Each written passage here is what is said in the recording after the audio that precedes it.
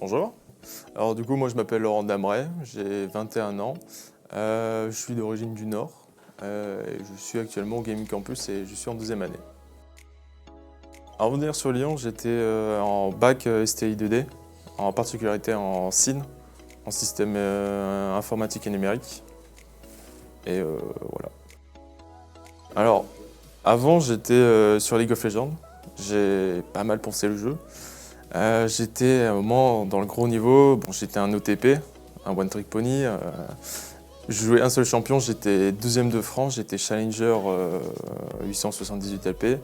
Et j'ai beaucoup testé au niveau de l'e-sport dans League of Legends, j'ai testé en équipe et tout. Bon, évidemment, j'ai perdu du niveau quoi, parce que je devais jouer d'autres champions. Et au final, ça m'a grave plu, c'est à ce moment-là où j'ai connu l'e-sport. Et du coup, j'ai commencé à faire des LAN avec des potes. On a fait des petites LAN droite à gauche, c'est bien passé, c'était amusant. Et moi, je voulais continuer un peu plus tryhard. Du coup, j'ai rejoint un peu une équipe un peu au-dessus, genre Hello Master, Challenger. Et on a fait des petites LAN, ça s'est bien passé aussi. Et au même moment que je jouais à League of Legends, je jouais aussi à Fortnite. Et sur Fortnite, j'avais aussi un bon niveau. J'avais un bon shoot, c'était le début, je kiffais bien le jeu, le design et tout, je kiffais le mode de jeu Battle Royale, je kiffais de ouf. Et avant de venir ici, j'avais un choix, soit League of Legends, soit Fortnite, et il y avait les deux. Bon, au final, League of Legends, j'ai un peu le délaissé, je commençais plus à kiffer Fortnite, du coup, j'ai choisi Fortnite, et au final, ça s'est bien passé pendant ces 2 dernières années, quoi. Les points positifs, c'est que c'est l'e-sport, du coup c'est de la compétition, du coup il faut aimer la compétition, c'est sûr. Et du coup c'est pour ça que j'ai toujours envie de devenir joueur pro. Il y a un point positif, j'en vois pas trop, à part si c'est en équipe, je kiffe ça, genre on est toujours là pour progresser ensemble, en solo même pareil, je kiffe. Et en négatif, ce serait plutôt au niveau mental, c'est énormément de mental. Si tu veux être performant, il faut être au-dessus, et si les autres ne suivent pas, en solo c'est ok, mais en trio, en duo, si la personne à côté de toi ne suit pas pareil que comme toi, et ça peut aller très mal passer. Du coup, très dur à définir les points positifs et négatifs.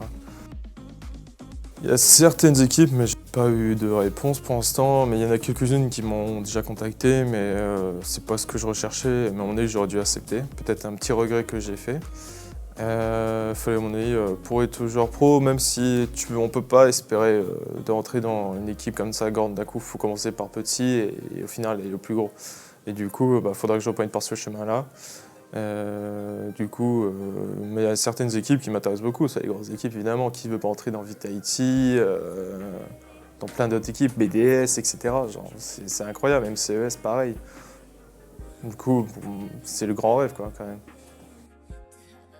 Je sais plus trop comment j'ai connu Fortnite, mais je dû voir une pub, un truc comme ça, où un pote m'a invité et j'ai dû commencer à jouer au jeu. Ouais, j'ai vraiment commencé, saison 1, début de saison 1, j'ai commencé, obligé. J'ai envie de te dire, faut s'adapter, quoi, on est obligé, tu peux pas renouveler un même jeu pareil, genre par League of Legends, mais bon, ça c'est autre chose, mais après c'est pas la même communauté, etc., mais il y a des points négatifs, il y a des points positifs, mais ils ont testé des trucs, et il y en a certains où ça s'est mal passé, évidemment, et d'autres choses où c'est ultra bien passé. Genre au début, des compétitions où il commençait à avoir un peu d'e-sport, genre t'avais 3000 maths dans les games, c'était abusé, genre. Les serveurs ne tenaient pas en fait. Et au fur et à mesure, ils sont coupés, ils ont limité et ça marche un peu mieux. Le seul point toujours négatif qu'ils ont Fortnite et Epic Games, c'est les serveurs. Ils sont toujours aussi éclatés. Et du coup, ça c'est un gros point qu'ils n'ont toujours pas changé.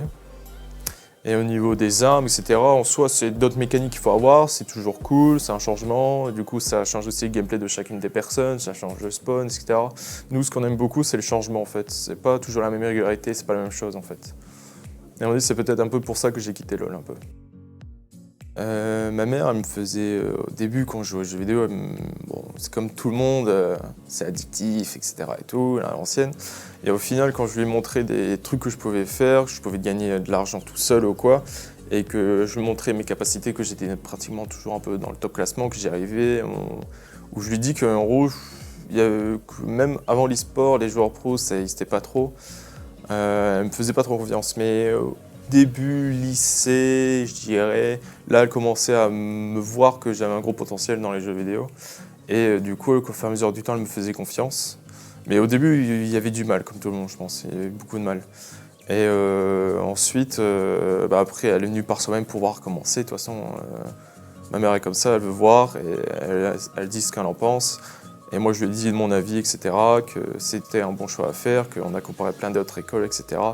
Et elle était tout à fait d'accord avec moi. Et elle est là pour elle est là pour me donner ce que je veux, quoi. Elle me soutient à mort, je pense. Elle me soutient vraiment. Mentalement, il faut être ultra confiant. Franchement, ça, je pense, c'est un point hyper important. Si on n'est pas confiant en partie, on ne peut pas être confiant partout. Et si vous voulez progresser, il faut y mettre à fond. Genre, par exemple, moi, au début des entraînements, je dis c'est une routine, etc. Mais une routine, ça s'entretient tous les jours, en fait. Et c'est giga dur mentalement de continuer comme ça. Et faut continuer, faut toujours bosser à mort, sa sensibilité, connaître la map par cœur, comment jouent les personnes. Faut vraiment tout savoir, avoir une autre vision des autres personnes, en fait. C'est ça en particulier qu'il faudrait avoir.